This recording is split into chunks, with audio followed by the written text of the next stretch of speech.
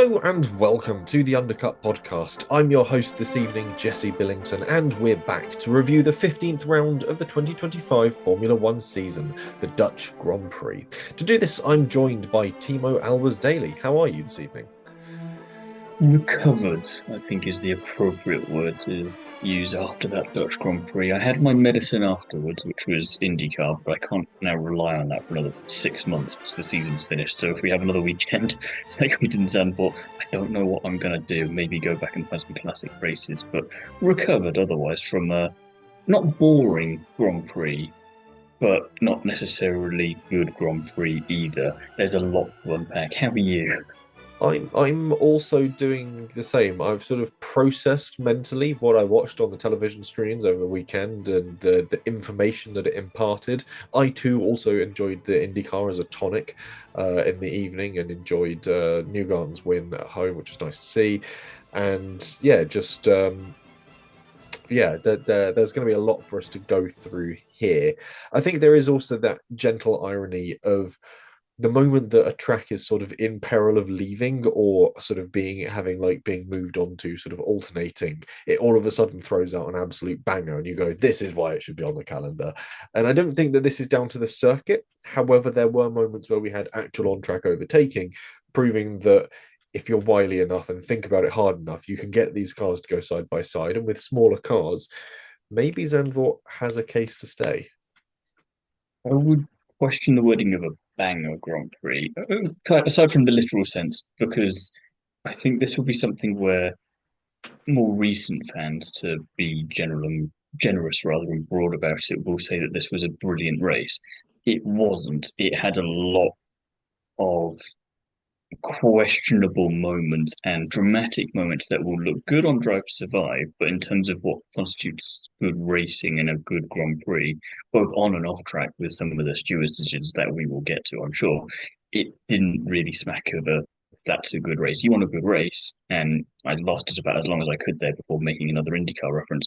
You watched the Nashville race that we just had, where you had some brilliant side by side 200 mile an hour racing lap after lap after lap. If you want good close racing without it going wrong and going for moves that are a bit ambitious, that can still work. That is how you do it. This is not the way to necessarily go about it. And for me, it reminded me very much of the very first race of the season back in Australia of that happened, and now we're going to move swiftly on. And I don't necessarily want Monza to be as dull as China because no one wants that.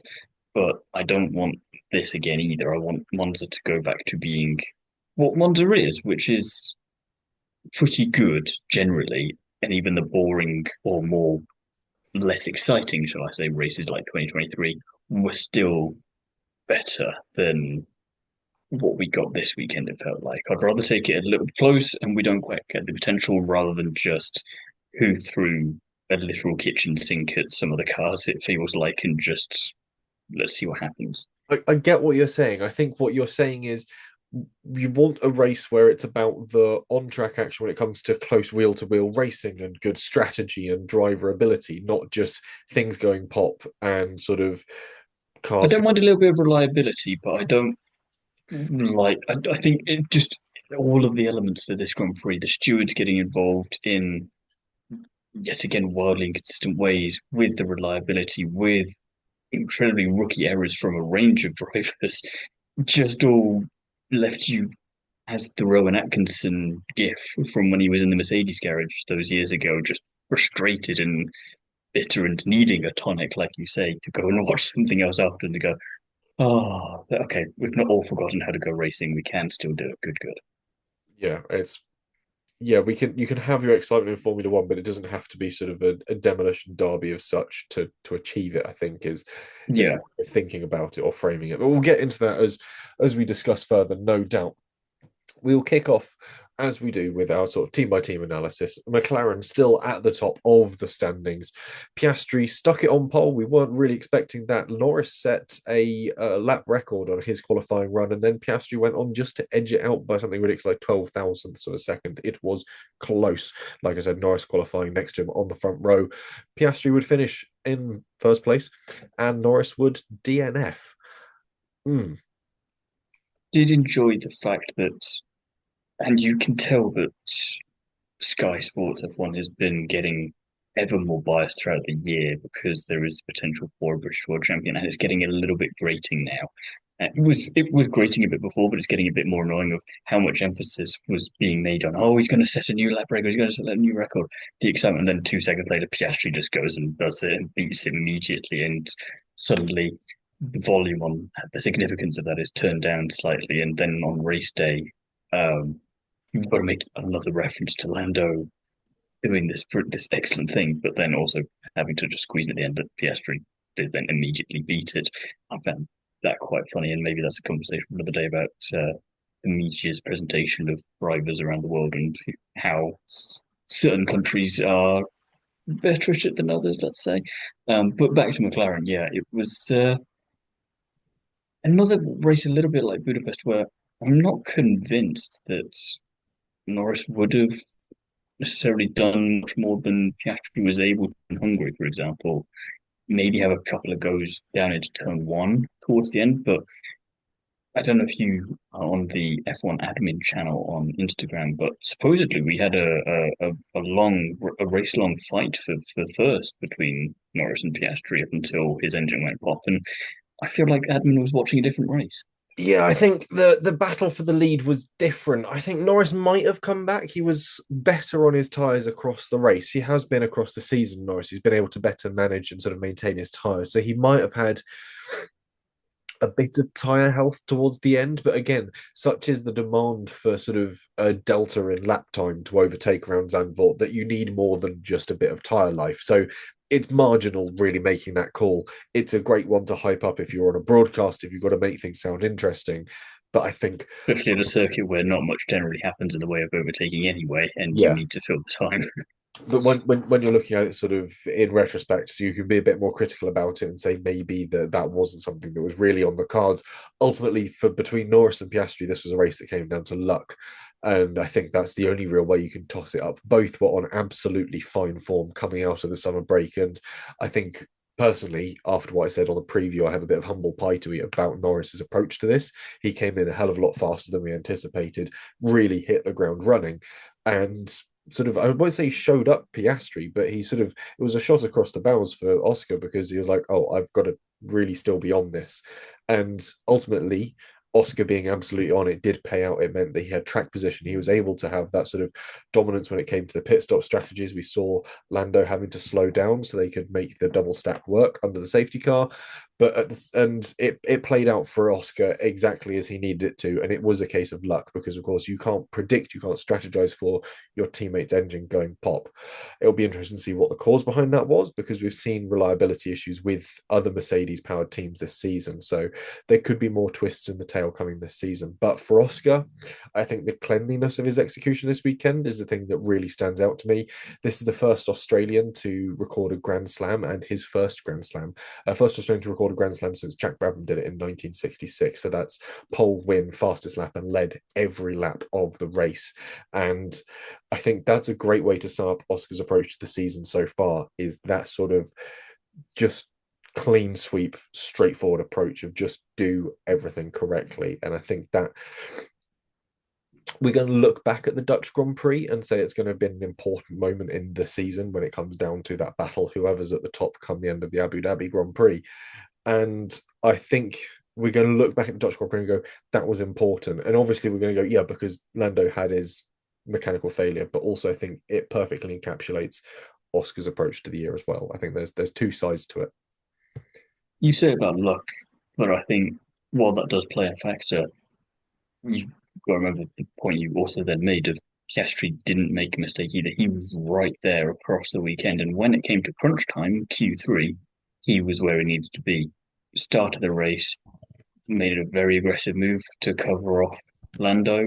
Max obviously was going to be Max and do his thing, so Oscar knew that while he would have to maybe defend from him a little bit, he could also rely on Max to keep Lando busy for a couple of seconds so he could move up and deal with his business. And then, like you say, he just didn't put a foot wrong all race. So even if Lando's engine hadn't gone pop, I still don't think it would have mattered ultimately. Piastri would have still won that Grand Prix, and that never really looked in doubt.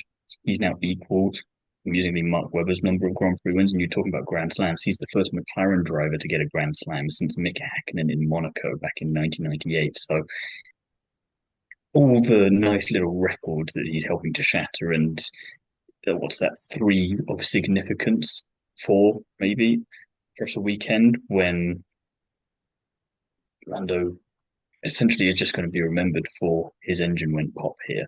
And I think that's potentially the third big moment of the season that um, will stand out at the end of the year so far. The first one being Australia, that classic moment of the two of them sliding off. The next one being Canada, and then this being the third. And it'll be interesting to see how many more of those we get. He's 34 points now ahead of him. That's a nice margin because if he does have a mechanical issue or just DNF randomly, he's got a Grand Prix in his back pocket now if he needs it to still lead. And that is lovely for him with what, 9 races to go. And not that you want to need that, but you'd rather have that than not. And yeah, absolutely clinical from Piastri. And yeah, Norris definitely came out maybe swinging a bit harder than you definitely thought. And I probably would agree with that, but it's still not enough. And even if he hadn't retired, I don't think he was going to get past him one way or the other. So he would have had to rely on him having a mechanical issue there or something going wrong there, which when you're going against someone like Oscar Piastri, that's rare to hope. That's more of a Ferrari thing of hope is now the strategy that something will happen to my teammate so I can beat him. Because even though I'm doing nothing wrong myself, Lando was doing a very good race up to that point. There's nothing. There's nothing he can do. Yeah, hope is not a strategy, and we say, yeah, like you said, we say that about Ferrari a lot. And I think sort of when you've got two drivers so closely matched, that's sort of what it leads to, trying to sort of find the difference between. But I think it was a close run thing between them, and I think there's you can discuss it as until the cows come home who was really going to have the upper hand, but it relies on that if, and that great Murray Walker line of Formula One is just if backwards. And you sort of, yeah, I miss Murray Walker. You get nowhere with that sort of discussion. I think we can say that both were driving at an absolutely phenomenal level. It's just unfortunate that these are technically demanding cars. These are sort of billion element assembled by incredibly intelligent sort of mechanical team things. The nature of them is eventually something will go wrong. You have that many moving parts, you have that many technical elements to them, something goes wrong eventually. And I think that this was almost an inevitability. You don't run a season that clean, that free of sort of mechanical failure without something eventually going wrong. And also, given how hard those two were driving their cars, they were pushing them to the absolute limit. Eventually, something goes wrong. But that's by the by. We might well see some more Mercedes issues as the year progresses. Speaking of issues, somehow still in second place in the constructor standings. Ferrari, Hamilton qualified seventh, Leclerc qualified sixth, and both would DNF. I think it's still quite impressive that they've had essentially 2 races now this season where they haven't gotten any points between the pair of them. They're still second. It's just the amazing power of Ferrari to somehow both impress and crush us at the same time. Um, Bad luck, I think, for Lewis ultimately. Gutting for Leclerc, especially after that brilliant overtake on Russell. And I'd have been so annoyed if that had turned into something more. The fact that they'd even got noted in the first place, that overtake, I thought was just the first, possibly, of many. I say of many, definitely of many. I don't know if it was the first because I can't remember the order that they all came in, but of the stewards getting involved where they didn't need to, or in the wrong manner. It's my definition of wrong, perhaps, but I suspect you may agree with it here and in other places. It was just such a ballsy, opportunistic move that worked, and you bet your bottom dollar if that was reversed, Russell would be going, "Look how smart I am for having pulled that one off." And at a track where every 5 seconds someone says it's very difficult to overtake here, don't then go and investigate an overtake just because it was a little bit balls to the wall. You want them to race hard. You want them to, push the limits to an extent, and that was just on the line. That wasn't Antonelli later on, which we'll get to. That was I can make this work, and I trust the other driver enough to give me just enough room for it to succeed. I think the silver lining here, though, for Ferrari is that yes, they did both DNF for very different reasons. But the improvement across the weekend from start to the respective points in the Grand Prix was quite good. The strategies would have actually worked for once, so it's bloody typical that they then just get taken out essentially. The racing gods just weren't on their side, but I think there's more positives than negatives, despite the obvious negatives at play this weekend. It's just you got to look for them. Yeah, I think Ferrari are still now very openly running with the issue they've got where their car is just set up, it is built, designed too low. They've got that skid wear issue, and I think that played a huge part into where they were struggling to find pace this weekend. And I For did, Aston Martin too, I think Mike Pratt came out and was saying they were having a play about with that over the weekend because they didn't want to get DSQ'd essentially for that the reason that Ferrari got disqualified in China. So it's interesting that it's multiple teams at play there. yeah, multiple. I think teams are incredibly aware of it as an issue, but Ferrari seem to be the only ones that are, let's say, compromising their setup to avoid it. And we saw this in Hungary. We saw that Charles Leclerc's sort of tyre strategy and the tyre pressures he ran was hugely important to actually keeping the car off the ground. And I think I've said it in the preview that this was going to be a huge thing that drove their approach to their weekend at Zandvoort. And it looks like it did because the pace that we anticipated there being in that car just wasn't there. And there was some great racing from Leclerc, those ballsy moves, especially up the inside of George Russell, I think it was at one point, Mm. absolutely phenomenal. And yeah, unfortunate that his race just came to blows with Antonelli. It was a rookie error from Antonelli, and we'll get to him when we talk about Mercedes. But both cars looked skittish across the weekend. There was a bad setup. They were running high. They were running high pressures. They were running sort of a very disjointed layout of the car, and I think the result of that meant that it was tricky to handle.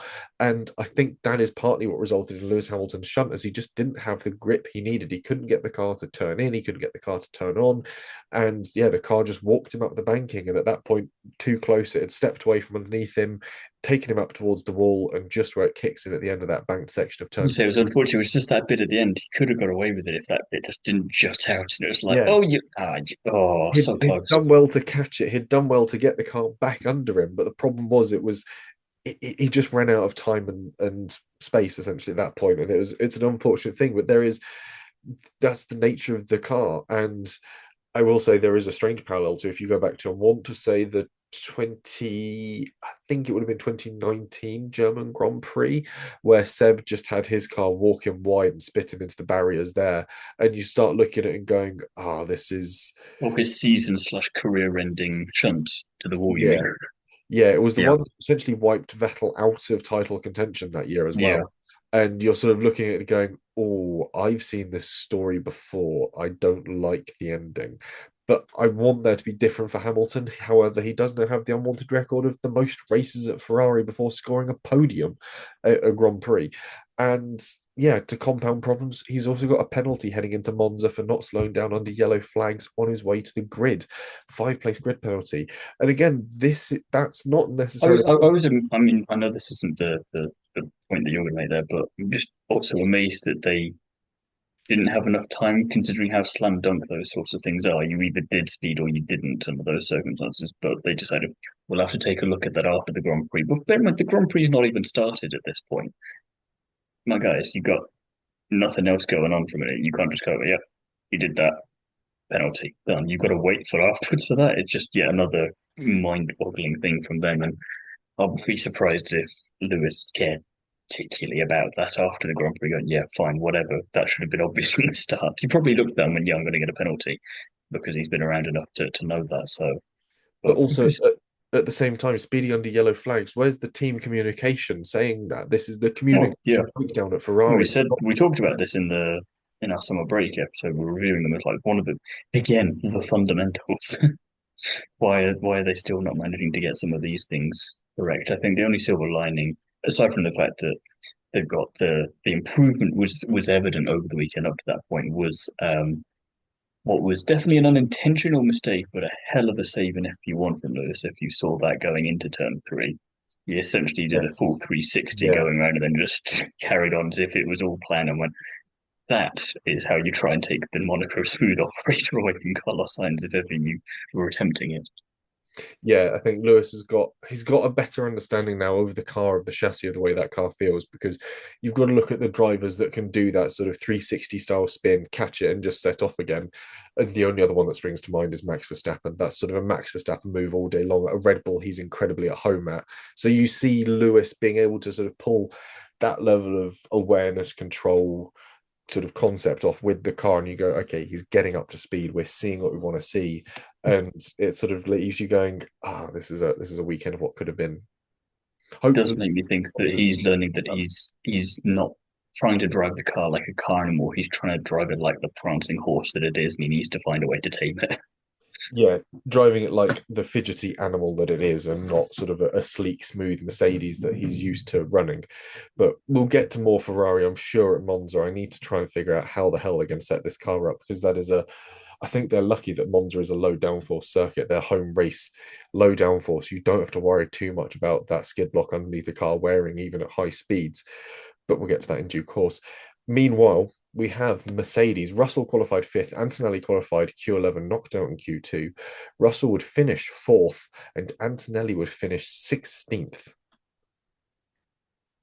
Russell, no notes generally. He's just going about his business most of the time.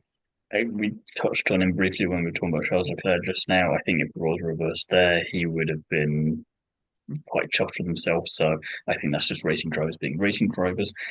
Antonelli, what on earth was that move? It was an absolutely rookie move from him, and I mean that in the most uncomplimentary way possible, because just what was that? There's ambitious, and then there's ambitious. Toto said after the race that he wants a monster in the car, and he wants Kimi to go for moves. Fine, but on what planet was that move ever on?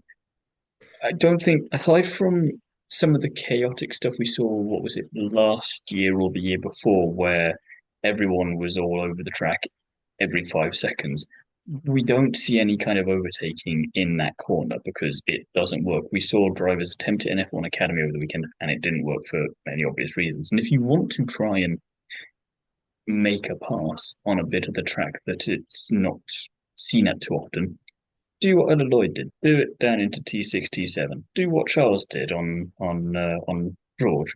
Heck, maybe just do it down into turn one like everyone else. Why try it on turn three? And I just think I know Toto's got to have his drivers back, but is he even believing some of what he's saying there? Because that's just that wasn't on, and yeah, I don't know how that. I mean, again, I don't know how that only got a 10-second time penalty. That's something we're definitely going to talk about with Williams and the situation there in a minute. But you took another driver out. I don't care if it was deliberate or not. I mean, again, IndyCar reference coming. You had Louis Foster accidentally take out David Lucas in IndyCar on an oval going close to 200 miles per hour, and he got a drive-through penalty for that, which for IndyCar is quite harsh because they normally don't do penalties of any kind because they just like to get the racing over with and let racing be racing. But how was that not at least in F1 worth a drive-through penalty? How was that not you're having a drive-through or a stop and go or a combination and you're going to be demoted a couple of spots for your next Grand Prix? I don't understand how that's the same as what we have for Sainz and Lawson, which we'll talk about them separately, but as equivalents, they aren't equivalent. Mm. There's no. The Antonelli one baffles me, and again, they always say that we never do penalties based off of the outcome of the action that we're giving the penalty for, and I'm like, okay, Maybe you sure, should. but most of the time you're only saying that in defense of the fact that someone made a stupid move and wiped out someone else's race. It's fair enough if you've wiped yourself out in the process of it, fine. You've penalized yourself Hmm. by removing your chance of scoring points. But Antonelli essentially sort of functionally got off scot-free with that without ignoring And the if it time. wasn't for the last race restart, he could have got away with still finishing what sixth or seventh Yeah, up to that point. That's hardly a penalty for wiping out another drive. yeah, especially when you consider sort of the places he has finished. That would be sort of like a huge sort of redemption against his Mm. finishes this season so far. So you're sort of left going, ah, you're just left feeling a bit hollow. And yeah, it is an incredibly rookie move, and you're right to call it that. It is, however, his rookie season, so there is obviously some sort of amnesty for that.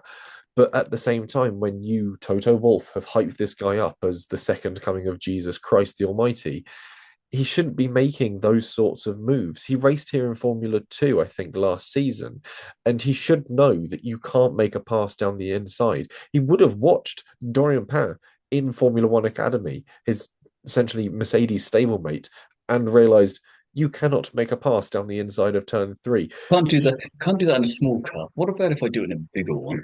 Yeah, Maybe that'll work. what if I do it in a bigger car that's more susceptible to losing traction at lower speeds in colder, wetter conditions? What if I try it now? And what if I watch drivers lose places for trying the low line on lap one of this Grand Prix and think, you know what, I'll give it a shot, and then catastrophically understeer into the guy ahead of me, wipe him out from the race, and somehow get away with it? Essentially, a 10-second penalty in the grand scheme of what you can be awarded is getting away with it. So as a 5 second, you can drive around a 5 or 10 second penalty. We've seen people drive around 10-second penalties before. Just go Max did it, what, 2 races ago? Yeah, just keep your foot in and just go quicker for a bunch of laps until you open up a 10-second window. It's not unheard of to do. And a good driver, a good team, a good strategy system can work around that. A 10-second penalty is an inconvenience to you because you've inconvenienced someone else. You blocked them in a corner, you made a double move, fair enough, 10-second I'm penalty. terribly sorry. I've absolutely wiped you out of the race and destroyed the front half of your car. Oh well, I'm Oh going to well. get on with my day. The stewards are simply going to mildly inconvenience you and let you get on with your race. So I think there's the stewarding this weekend was gash, and we'll get onto it when we talk about Sainz and Lawson as well, I'm sure.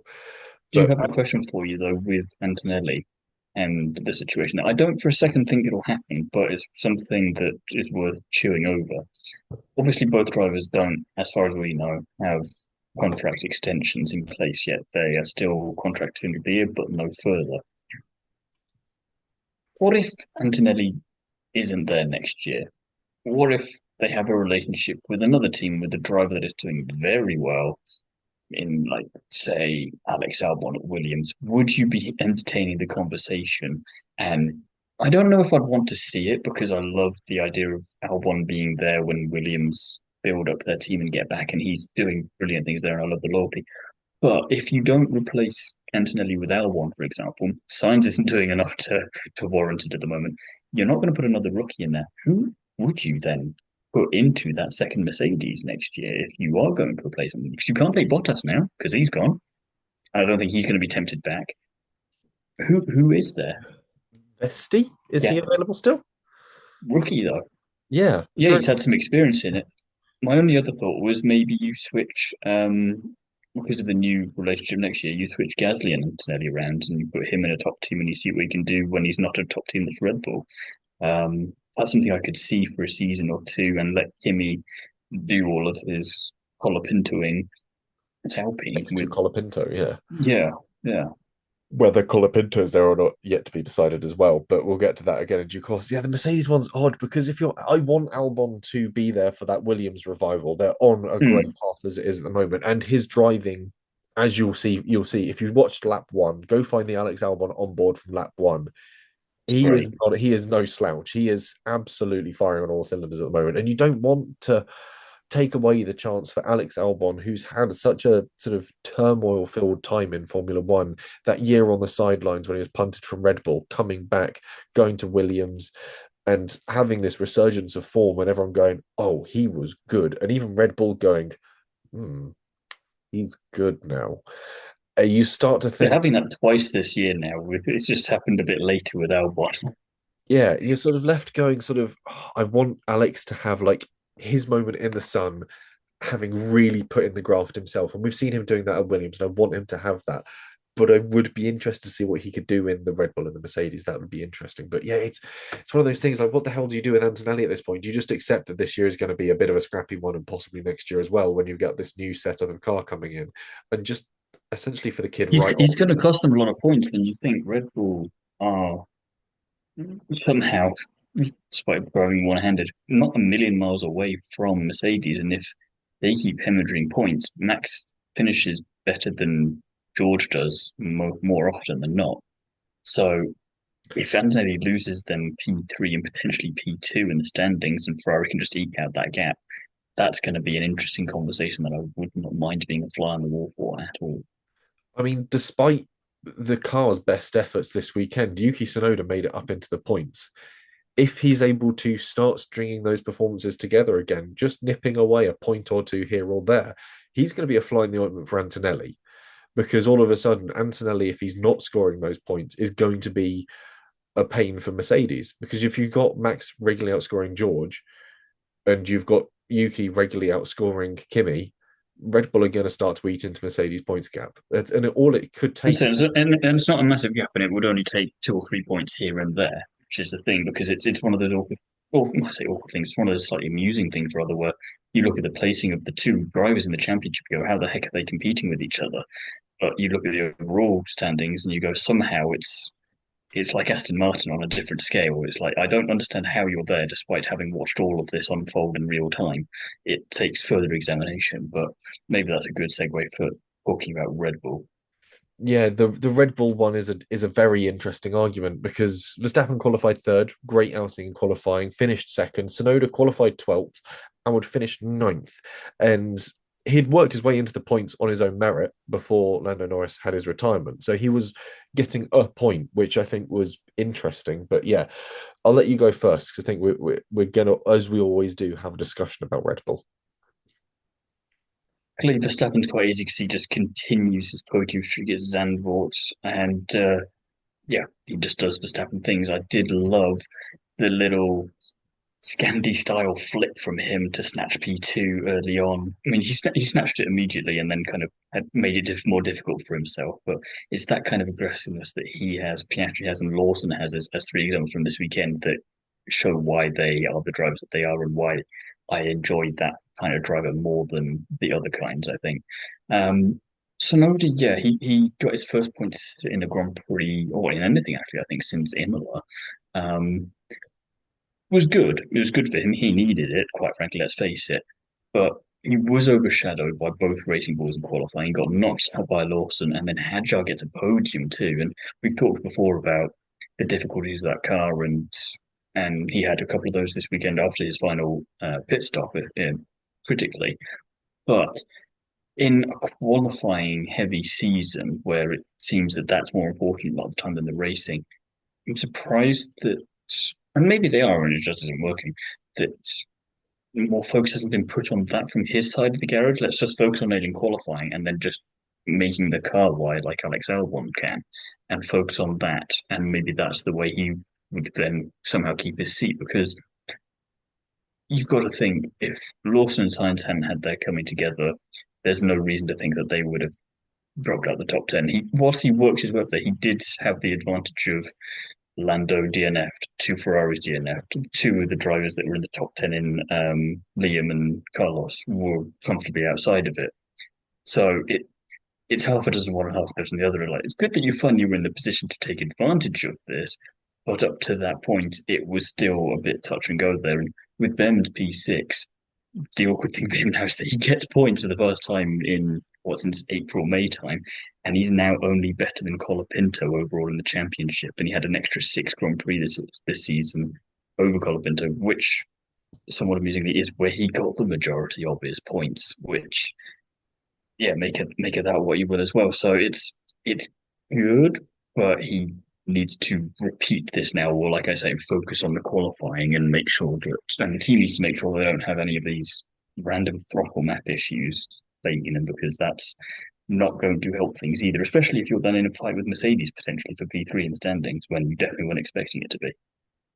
Yeah, it's not great for Sonoda being down at 19th, but at the same time, he said, yeah, he had a load of cars leave ahead of him, but he also had other cars move past him and fill those spaces as well. So but Hmm. yeah, there was a cars moving past him. You had Albon come past him. You had Behrman come past him in the Haas as well, which is a really interesting one And to see. Stroll, I think, as well, And Stroll as well came of from all like people. that, yeah, from 19th to points like seventh or something ridiculous. You're like, Seventh, why yeah. did you do that?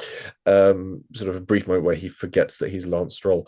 But yeah, it's He's remembering that far too often, but we'll get to that. yeah, it's the Sonoda one is difficult because I don't think he's a qualifying driver. Everyone goes Charles Leclerc, fastest guy over a single lap, and you're like, yeah, that checks out. He is when the car is able to be set up correctly and he's on it.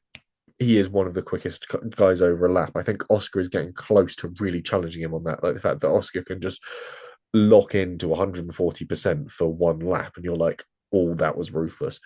Um, Sonoda is long form. He's race ready. He looks at like sort of he's doing two or three stints, and he just doesn't have the click for qualifying, I don't think. And we've never seen him qualify brilliantly either. He's never been a qualifying driver. He's always been a do it in the race driver, but that falls short. Now we can't really rely on that at all. Yeah, you can't rely on that at all when you've got this absolute pig of a Red Bull that then in its final stint decides to go, oh, we're not turning off the throttle map from the pit lane. Best of luck, sunshine. Everything comes in after 40% throttle travel. You're like, okay, that's not handy at all. So he had an uphill battle this weekend, I think, Sonoda, but he points from it. It just sucks that he's scored points, but has gone down in the standings as well, just because the amount of chaos. It seems such a brilliant way to Yeah, surmise his season. yeah, you've scored points. Congratulations. You've gone backwards in the standings. Yeah, you're only just ahead of the other Alpine. You're sort of going, It's very oh, much the porn stars sort of thing of here's what I like and here's the best thing I can offer you. And you go, I don't like that. That doesn't seem fair for me. yeah. You look at where he was in Belgium, he was 17th, Hungary 18th, and now he scores points in the Netherlands and goes down to 19th. And obviously, that is impacted by Behrman having his best career finish to date, which rockets him from 19th to 16th. And yeah, all around him, I don't know who's, yeah, he's Bortoletto is kind of close to him on points. Let me just check. I can't remember what Bortoletto's So I think on. Porto's 14, got two 14 points points clear. or something. So And then yeah. Behrman is on 16, Sainz is on 16. So it's close around that area. It only takes Sonoda to score 4 points and he climbs up a good few places. But Yeah, but that's kind of that relying still on the puts him other in drivers 15th. also not to score points. Yeah, yeah. And these are drivers that So are reliably getting into the points. Sainz not necessarily, but Bortoletto and Behrman, yeah. And yeah, it's career end, I think, for Sonoda at this point, unless he goes to another team. But I can't see him. I can't see who would want him, and I can't see how he keeps the seat when you've got Hadjar doing that well. You've got Lawson, the guy who replaced, knocking him out of Q3, and you've got the likes of Iwasa and Lindblad waiting in the wings, and at least one of them, I think, personally, I would leave Lindblad for another season and put Iwasa in so that he doesn't get forgotten, just to see what he could do for a season. But when you've got all of them around, The, yeah, good the luck. worst part for Sonoda is the fact that he spent so long helping RB develop a really good, tame car that is to his liking, that he can drive the absolute demon off of. And then he gets taken away from it. He's gone, whoa, whoa, whoa, Well, hang on. gets taken away, but also is on the record for saying, "Yeah, I can do this, and I'm ready for the challenge, and I'm happily going to throw myself It's a on this." double-edged And sword. everyone's Yeah. going, "You see how sharp this sword is, right? Yeah. You see It that. is You see sharp that you're on not both wearing sides. any armor." Yeah.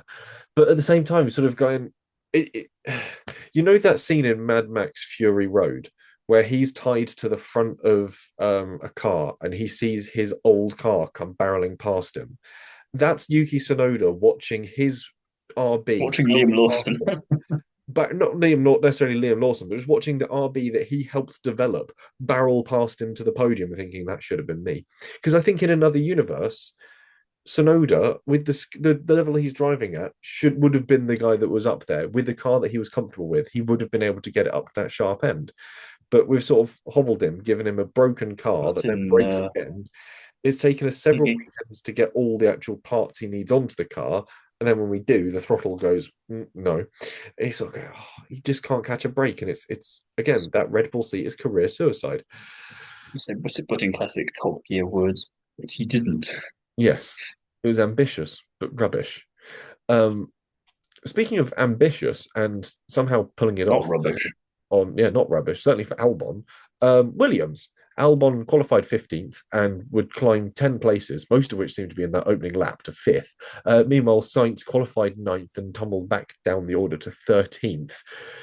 Mm, Yeah, Albon, and I was thinking this, and I think Signs is definitely worth a conversation. Not necessarily today, but more generally if the trend continues. But Alex Albon is consistently spanking signs this year, and much more so than anyone I think dared would have thought, other than potentially Alex Albon, who knew he had it in him.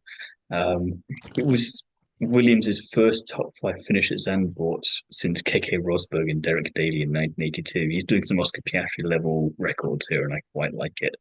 Um, Signs, on the other hand, yeah, there's going to be a very interesting conversation one way or the other, I think, at the end of the season. But what confused me about him here in the Grand Prix in particular was he knows how to do battle with aggressive drivers. He's been around the block a few times.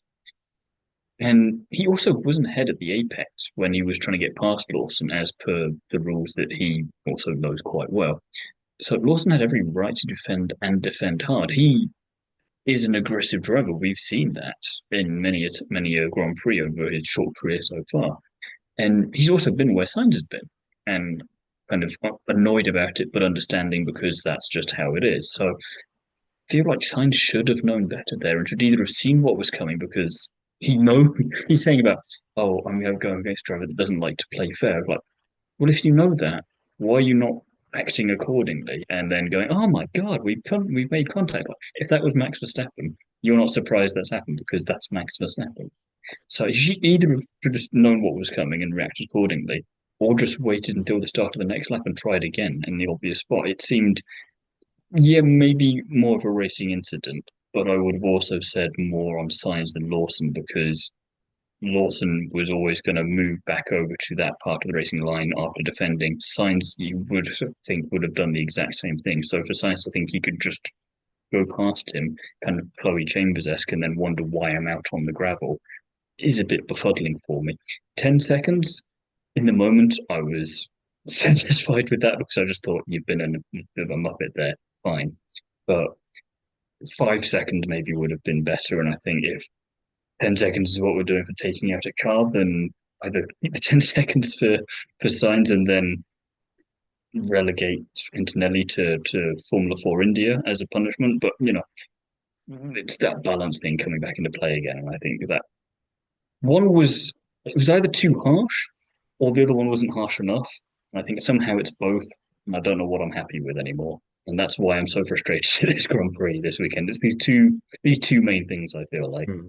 On the Alex Albon front, and like you said, he's consistently spanking Sainz this season.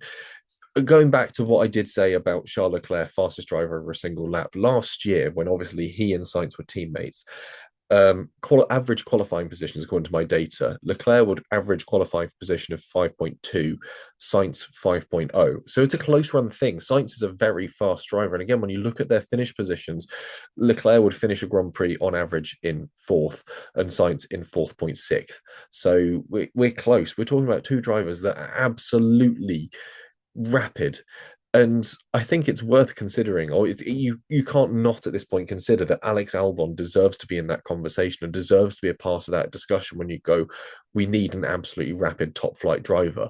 And if you're looking at Charles Leclerc, you must equally at this point be looking at Alex Albon because of the way that Albon is absolutely decimating Sainz. And if you're going that Charles and Sainz were pretty much toe to toe the entire time they're at Ferrari, but now and I don't think Sainz has gotten worse since moving to Williams. I don't think his skill or his ability has dropped off. But you've got He's just finally found a car that is not easy to get on top of as quickly as he's used to, which is interesting because it's on the one hand, you could make the argument of, oh, is it just more pertaining to Alex and it's another Red Bull problem? Or is it just Carlos has finally come across the one kind of car that he isn't able to drive that well? And I think next year will be the key there, providing everyone stays where they are. mm, Um, or at least signs like I don't see signs going anywhere, but I'd be interested to see how that changes driving style. Because if he's on it, like if it takes everyone a few Grand Prix to get up to speed with the new cars, with everything going on, but then he's on it, then you go, maybe this generation just suits him better. But if it doesn't, then that's going to be another interesting conversation. And it's again like especially depending on who, or sorry, how Alex or whoever's in that Williams seat gets on in comparison. yeah, it's just going to be one of those things that you've got to compare over time. But brilliant drive from Alex, and I think it's put him firmly in Red Bull's crosshairs if they're looking for a decent driver to put alongside someone in that top flight team. If you're Alex Albon and you going there though? You're thinking, oh shit, not For this Isack again. Hadjar, are you going there? Both of them are saying no, I think. Playing rock paper scissors, winner, Yeah, winner or loser goes there. I'm not the sure. loser has to take the second Red Bull seat. Yeah. If you're Sainz, it's a tricky weekend. I agree with you on the penalties. I think that what Sainz was doing was fine because Sainz doesn't deviate his line. If you go back and watch, and again, this was great that we had the IndyCar on straight after the F1, because again, IndyCar was at a bowl this weekend. Perfect, because we're talking about drivers taking sort of lanes through a banked turn. Mm. Sainz doesn't deviate his lane. He's not ahead at the apex. He's not got front axle overlap, but he doesn't change his lane, which doesn't. And equally, you can't expect the guy going around the outside to just suddenly completely back out, especially when they're that far ahead. No, I wouldn't expect him to back out. I was maybe expecting him to preempt that Lawson was going to try and cut him off and come across that way and essentially go up the inside a little bit. It's tricky because I'm never sure how much the distance is between that point and the next turn coming. Hmm. But at the same time, then you don't need to back off a lot to have backed off either, so that you can still be within touching distance the next time you come round, you're there. Which is why, in hindsight, I think more of a racing incident. But I can see why Sainz got the penalty for it, even though 10 seconds now seems too much. Yeah, Or but I think that you should have been allowed to contest them. I think the penalty should have more gone to potentially Lawson for trying to make that move up and trying to change lanes to a position where the car is, and he knows there's that car. And again, I don't want to sound like I'm his biggest fan, and I know that we have a contentious view of him, but Jacques Villeneuve made an interesting point over the weekend. He said that the drivers only use you're their mirrors clearly for ill. defense. The drivers only use their mirrors for defense. They only use it to check there's a guy there to block him off. And that's sort you can apply that, not necessarily directly, but you can apply that to Lawson, who would have checked his shoulder, seen Sainz is there, knows that he's got the inside and gone, I can do what I like. Sainz is getting the penalty. And no one's going to admit that. Lawson isn't necessarily going to admit that. And that's not a fault of Lawson. That's a fault of the rules and the way the rules are enforced. I'm just going to call in the nurses so that we can get you committed to a mental institution for thinking Jack Villeneuve had valid comments to It's make. it's it's a tangentially valid comment. The fact of the matter is that Lawson knew what the rules were, knew those rules of engagement, and used them to his best advantage. And we've seen that with Verstappen as well. The idea of just dive to the inside, get your front axle ahead, the corner's yours. But I think that around there, you can battle it out at least through turn two still. Like if they'd stayed together and then raced it again, Sainz would have suddenly had the inside. He might have had the better exit because he had the higher line, had the drive out of the corner. We would have seen this battle go on for another turn. I think the Put it problem to is you that then, Lawson started to move lanes.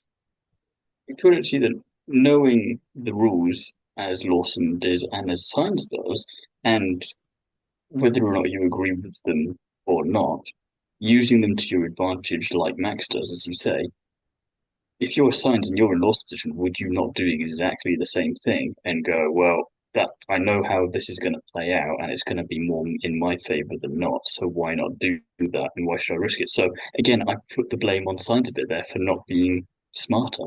Yeah, but yeah, I think the blame lies with Sainz for not being smarter, but doesn't necessarily mean that he should get penalty points for not being smart enough for thinking that someone's going to race you fairly, as opposed to utilize what every driver knows and has Depends how you define fair. but every driver has complained about those rules, saying that you But until can't they just change, you're going to use them to the best of your yeah. ability. But I So think, yeah, potentially this was just a bit short-sightedness from Carlos Sainz there. But I think overall he raced well across the weekend, and he just was unfortunate that that's the way that that incident panned out. I think it should have been decreed a racing incident and left alone. Anyway, into P6 in the constructor standings. Aston Martin. Alonso qualifies 10th. Stroll qualifies 20th, moves up to 19th after Ollie Bevan starts in the pit lane after taking some power unit components. Alonso finishes 8th. Stroll finishes 7th. Uh, yeah, yeah, we'll get to him. Alonso calling the shots, essentially making it work. He was annoyed at just about everyone, it felt like, over the course of that Grand Prix, and rightly so. And then dictated to the team what he wanted them to essentially look into, even though they claimed they were already looking into it. I'm not sure how much of that I believe, considering Aston Martin are still not quite on top of everything. Um, and made it work. Like I say, it was quite nice to see that, and very strong weekend for him in particular from start to finish. and then also somehow for Stroll, despite his two crashes, which were just classic Stroll, he then somehow manages to finish ahead of Alonso, and everyone has watched the same race, but is also still scratching their heads, going, "Hey, have you done that? How are you there? What kind of voodoo magic is this?" Yeah, it's I haven't been able to unpick the Aston Martin weekend yet because I don't know how they did what they did or achieved what they achieved. And yeah, it's If it helps, I think they're probably in the same boat, and that's why, as much as everyone's looking forward to Adrian Newey coming in next year and designing a whopper of a car, I think even with a driver like Alonso and a designer like him, that's not going to solve everything. You still need to figure out how you've done what you've done at Grand Prix like this, and until you do, it's gonna you'll get maybe a top five every third or fourth race, but if you have no idea how the heck you've done it, that's not going to be enough to be a championship campaign sort of deal. You can have the best car in the world, but if you've not got the rest of it, not going to help. yeah, it's I just don't know what to make of how they achieved what they achieved this weekend. And I don't want it to sound like I'm completely trashing Stroll for going 20th to or 19th century to 7th, because that does take some effort. It takes a good bit of It was a strategy. good strategy. Yeah.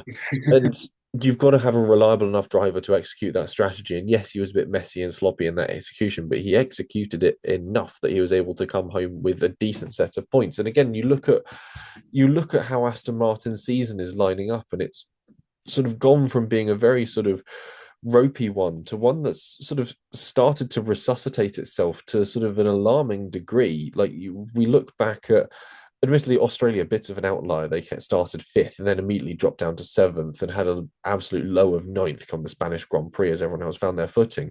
But since then, they've just been sort of on this steady climb back. And you're sort of looking at it going, oh, okay, I don't quite know what you're doing. Admittedly, it's now been a bit usurped by the fact that they are only 2 points ahead of RB.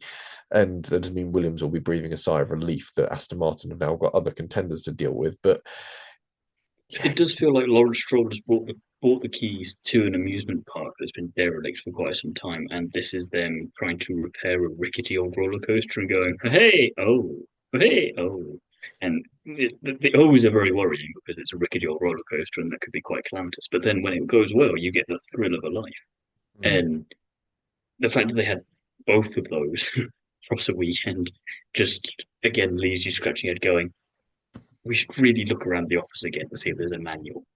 yeah, it's a very interesting one. I will say actually, while I was just flicking over my spreadsheet to just sort of analyze Aston Martin season, I did get quickly reminded of the fact that Alex Albon and Kimi Antonelli are tied on points, Hmm. which is Which was interesting. what sparked my thought for why are you not swapping them out potentially for each other in the Yeah, first place. it Um, yeah. yeah, You've got these sort of two phenomenal drivers, one in a significantly better car than the other, but one of them has absolutely sort of stormed away when it comes to those points. Both of them on 64 points. Interestingly enough, also Hulkenberg and Hadjar now also tied on points 37 apiece there as well. So they are pretty damn close. So yeah, it's interesting times. But anyway, that's getting sidetracked. Aston Martin, I don't think we've really got any more to say on it because we don't know what to say.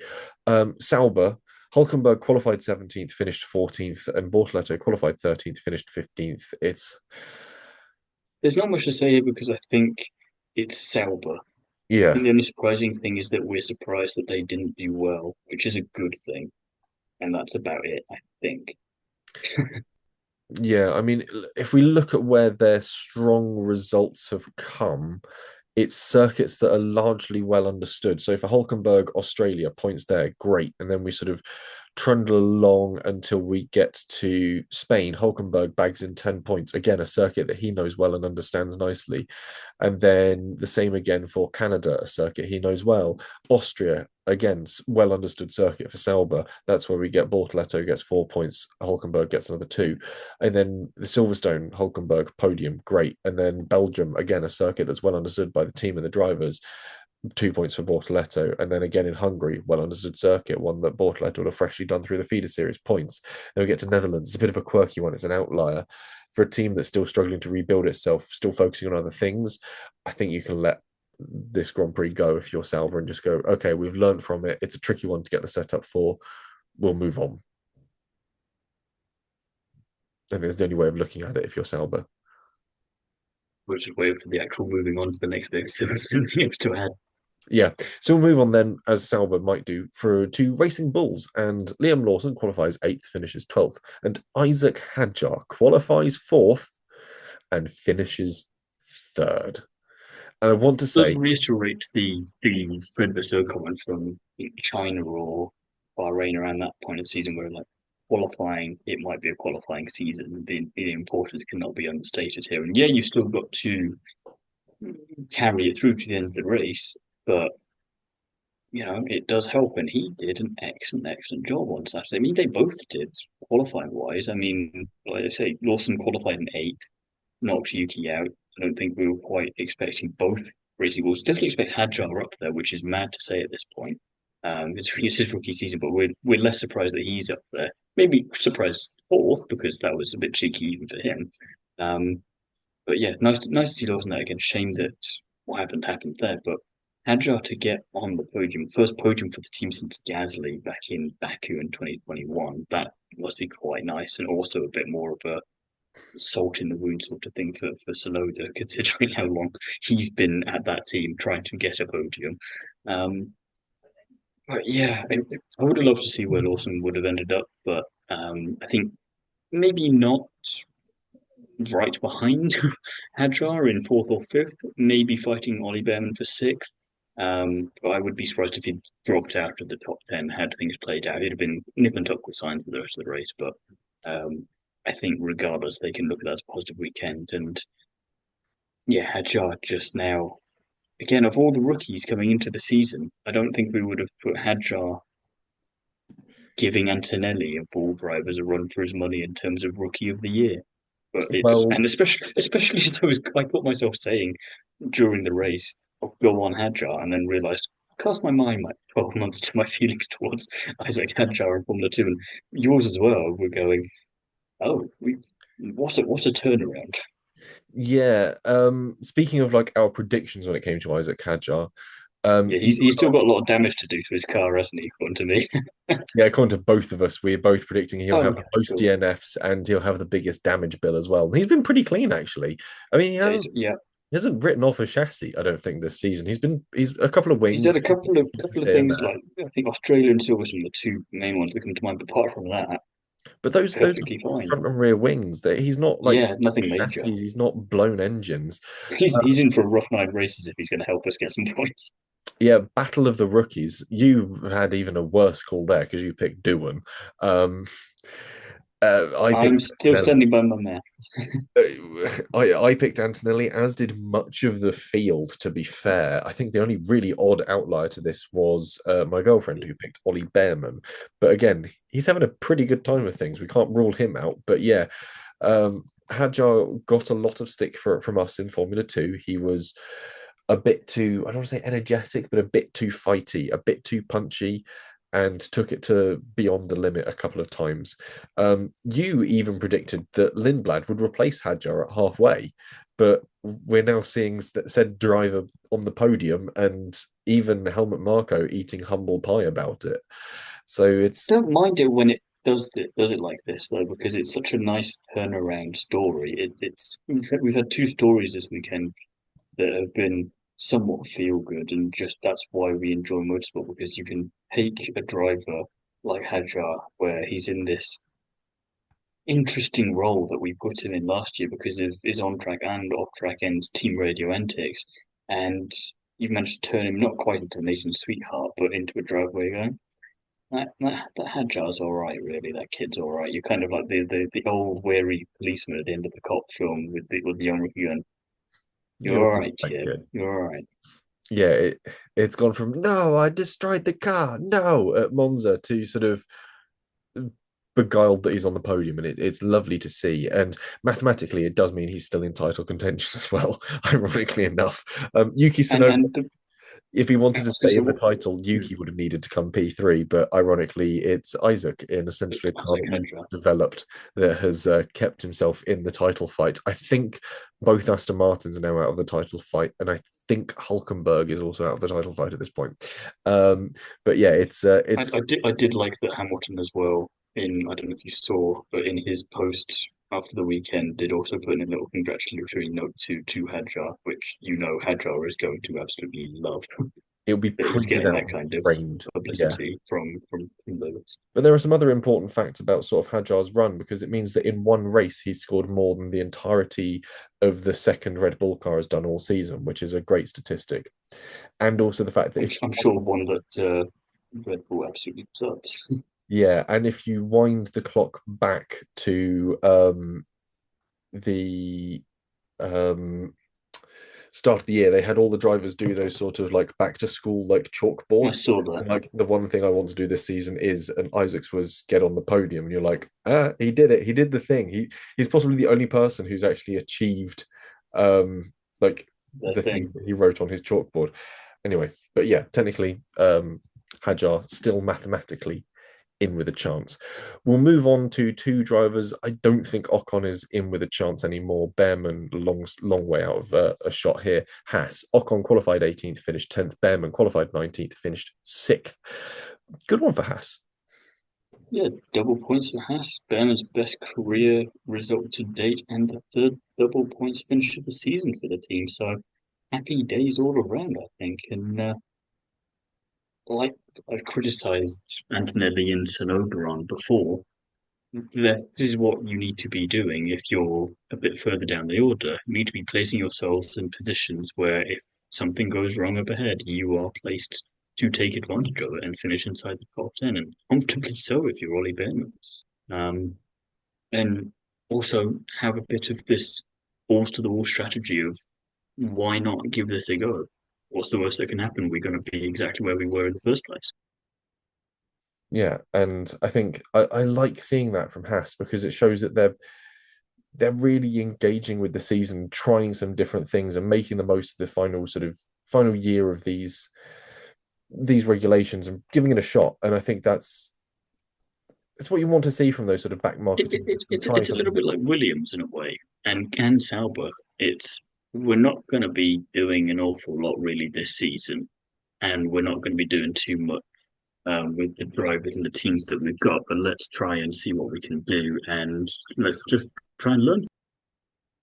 Well, that's the thing that I really enjoyed about Verstappen in that opening move was the fact that he's just in it for the love of the game. He's not really in the title fight at the moment, but absolutely made a send round the outside in turn one, lap one, cold tires, and you go, he's still there. He's still got this, and I'm incredibly It's excited it's for that. almost as if he's mathematically out of contention for the title, but he's also somehow Piastri's teammate, and he's just being a perfect rear gunner for him. And it's quite amusing to see him just finding ways to annoy Lando in that regard. And yeah, you see that with Haas and Racing Bulls to an extent, and Sauber and Alonso. Are just well, why shouldn't we try and do this sort of thing? It's like we've seen many times in IndyCar this season, and we saw it not last time out, but previous weeks gone by in Milwaukee with Rasmussen. Just I'm going to drive fast, and I don't care who's in front of me because why should I? You're all fair game, surely. And if it doesn't happen, fine. But what's the point in just staying at the back and not at least trying something? What am I going to achieve? I'm here to Yeah, race. I enjoy the sort of trying something, and again, on it's giving it a go. It's putting in it's giving it a shot, and I that's what the sport is about: is giving it a good run and seeing where you get to with it, because that's what we watch it for. Is everyone giving it their fair shot and seeing where it gets them?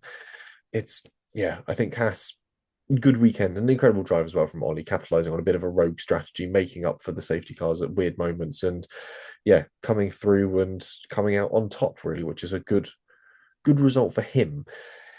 Less good for Alpine. Gasly qualified 14th, finished 17th. Colapinto qualified 16th, finished 11th, ahead of his teammate. But there is more to it than that.